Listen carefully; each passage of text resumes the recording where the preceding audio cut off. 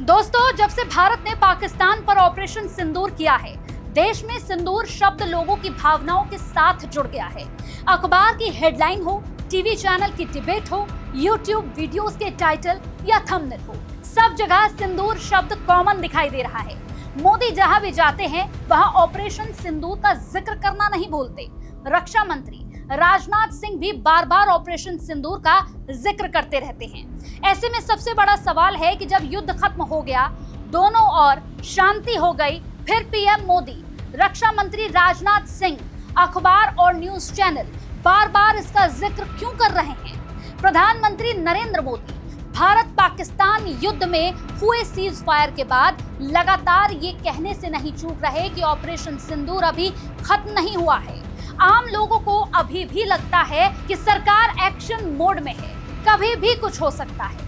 28 मई को सीमावर्ती राज्यों में मॉक ड्रिल की बात सुनकर बहुत से लोगों को फिर से युद्ध शुरू होने या भारत सरकार के किसी एक्शन का इंतजार हो गया। 12 मई 2025 को राष्ट्र के नाम संबोधन में पीएम मोदी ने कहा, ऑपरेशन सिंदूर भारत की आतंकवाद के खिलाफ नीति है। ये केवल रुका है, खत्म नहीं हुआ।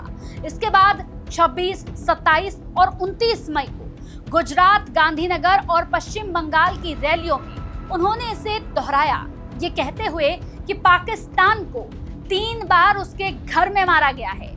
29 मई को उन्होंने पश्चिम बंगाल में कहा कि सिंदूर खेला तो इस पावन धरती पर मैं स्पष्ट कर देना चाहता हूं कि ऑपरेशन सिंदूर अभी खत्म नहीं हुआ।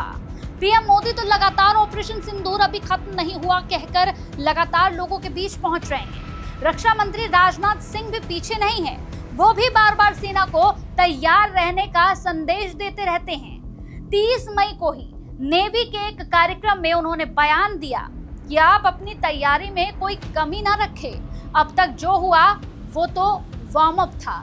अगर पाकिस्तान ने फिर से कोई जरूरत की तो इस बार नेवी भी हरकत में आएगी और फिर भगवान ही जानता है कि पाकिस्तान का क्या होगा।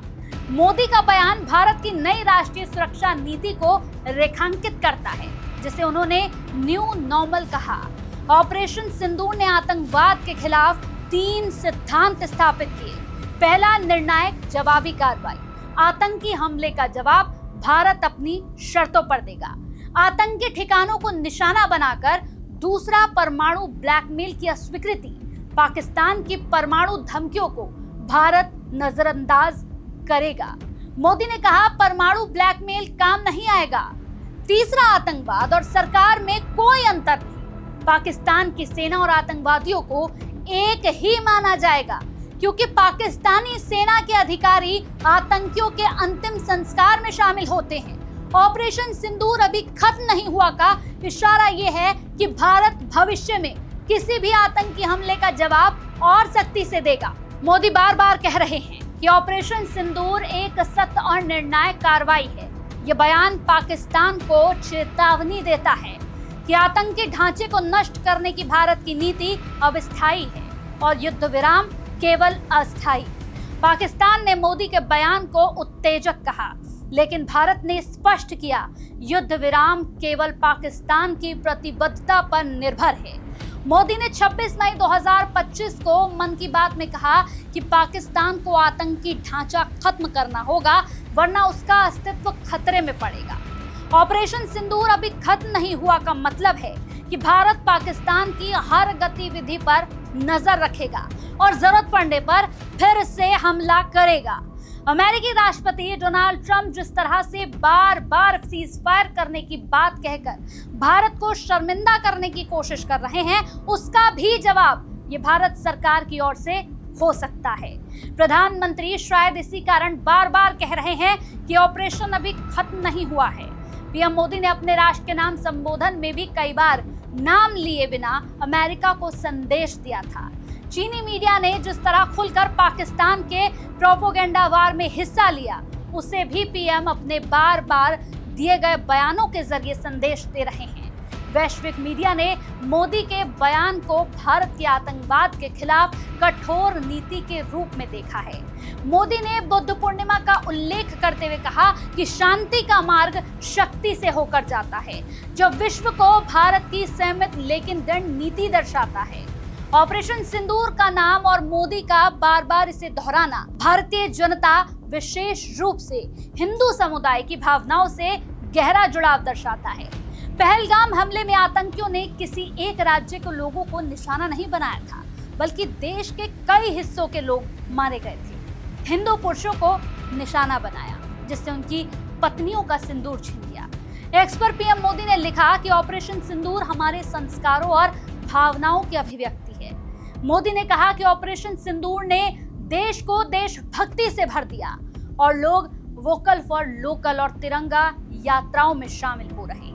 ये बयान जनता को एकजुट करने और आतंकवाद के खिलाफ राष्ट्रीय संकल्प को मजबूत करने का प्रयास है। इसी के तहत पीएम ने आम लोगों को भारत में बनी वस्तुओं का उपयोग करने के लिए प्रेरित किया। मोदी का बयान आंतरिक राजनीति में भी रणनीतिक भूमिका निभा रहा है। ऑपरेशन सिंदूर को मोदी अपनी रैलियों का केंद्रीय विषय बना रहा है, जिसमें पहलगाम हमले का जवाब और सैन्य शक्ति को उजागर किया जाता है। यह बयान बीजेपी के हिंदुत्व और राष्ट्रीय सुरक्षा के नैरेटिव को मजबूत करता है। खासकर अभी इसी साल होने वाले बिहार विधानसभा चुनावों के लिए ये बहुत महत्वपूर्ण नारा बन गया है। हिंदी हार्टलैंड में बिहार एकमात्र ऐसा राज्य है जहां बीजेपी अभी तक फुल मेजॉरिटी में नहीं आ सकी है। इसके साथ ही 2027 में उत्तर प्रदेश विधानसभा चुनाव से पहले तक पाकिस्तान की हर आतंकी गतिविधि का जवाब ऑपरेशन सिंदूर की भाषा में ही दिया जाएगा।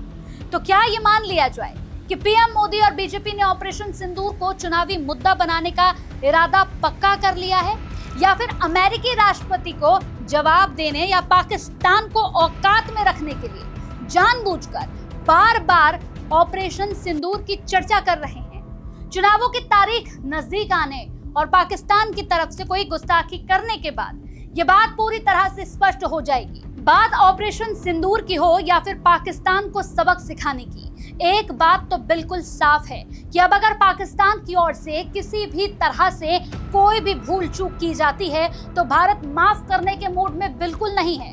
अब चाहे आप अमेरिका के पास ही क्यों ना चले जाएं, वहां जाकर भीख ही क्यों ना मांग लें, अब भारत किसी की सुनने वाला नहीं है। अगर इस बार आपने किसी भी तरह की भूल चूक की या फिर आपने भारत की तरफ तिरछी आंखों से देखा भी, तो अब की बार भारत आपकी हालत खराब कर देगा।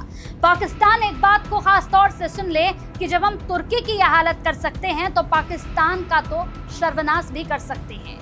लगातार जिस तरह से भारत और पाकिस्तान के बीच का युद्ध होता रहा और उसके बाद तुर्की की जिस तरह से यहाँ पर मदद देखी गई, उसके बाद भारत ने पूरी तरह से तुर्की का बायकॉट कर दिया है।